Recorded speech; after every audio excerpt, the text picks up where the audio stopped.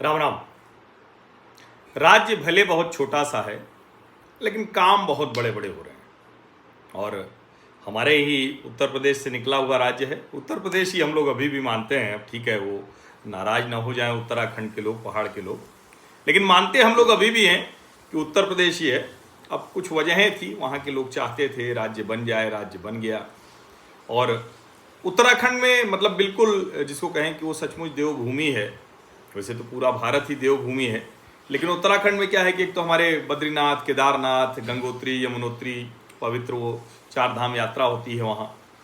और हालांकि मुझे कभी कभी बड़ा कष्ट होता है, पीड़ा होती है कि बद्रीनाथ तो मैं कई बार गया हूँ।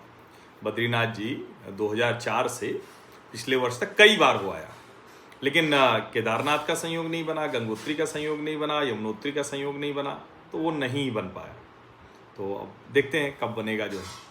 हालांकि उत्तराखंड में 2 वर्ष करीब रहा वहाँ। 2003-04 में अमर उजाला में वहाँ रिपोर्टर था। 1 सवा महीने के लिए 4 धाम यात्रा ऋषिकेश में ब्यूरो देखने गया था। तो पहाड़ में घूमा खूब हूँ, मतलब लगभग ठीक ठाक जगहों पर गया हूँ, दोनों तरफ, गढ़वाल और कुमाऊँ दोनों। लेकिन विषयांतर ना हो तो कुमाऊँ के अभी मुख्यमंत्री हैं पुष्कर सिंह धामी। और कमाल की बात यह कि जब वो विधायक 2 बार बने तो मंत्री भी नहीं बनाए गए थे, और फिर अचानक वो मुख्यमंत्री बन गए। अब मुख्यमंत्री बने तो भाई बड़े बड़े नेता थे वहाँ। अच्छा, हमारा उत्तर प्रदेश भी कमाल था, मतलब पहाड़ के ही सारे लोग बन गए। कभी यहाँ के लोगों ने सोचा नहीं कि कौन मुख्यमंत्री बन रहा है, कौन नहीं बन रहा है। बड़ी लंबी फहरिस्त है, सब जितने लोग हैं। अब उत्तराखंड अलग राज्य है, और 2 वर्ष लगभग वहाँ रहने के दौरान मुझे ये ध्यान में है कि उत्तराखंड में मुस्लिम थे ही नहीं, लगभग शून्य थे, कहीं कहीं बड़ी मुश्किल से थे। 2004 के लोकसभा चुनाव मुझे कुछ स्टोरी करनी थी तो बड़ी मुश्किल से वहाँ मिले थे कोई। मैं वहाँ जो मुख्य मस्जिद थी उसके इमाम के पास गया था। लेकिन कमाल की बात यह है कि उत्तराखंड में भी मदरसा बोर्ड है।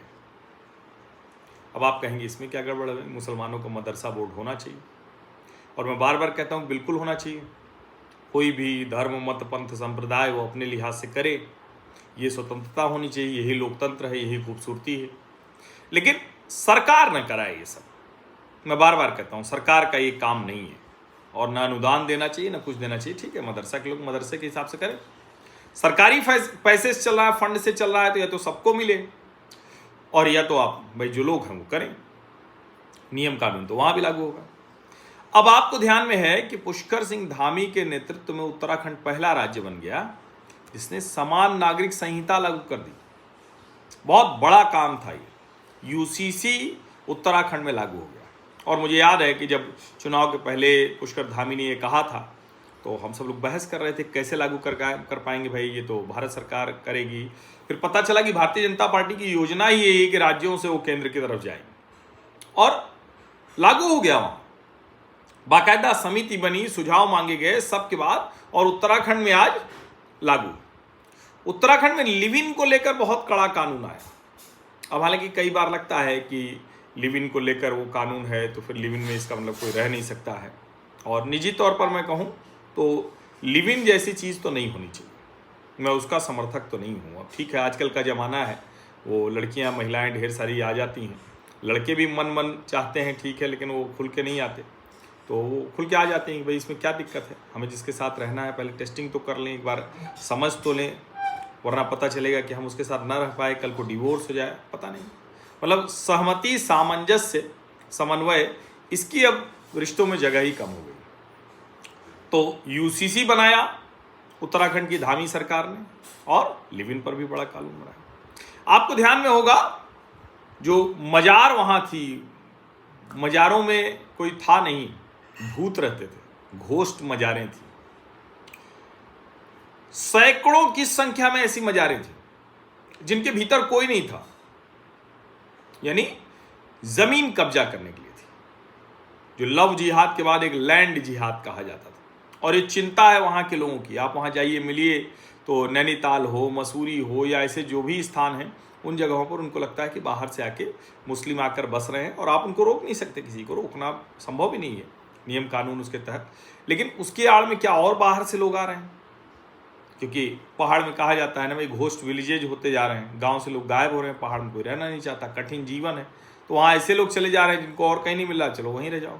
घुसपैठियों के लिए भी वो अच्छी जगह हो सकती है। तो पुष्कर सिंह धामी ने मजार भी तोड़वाई।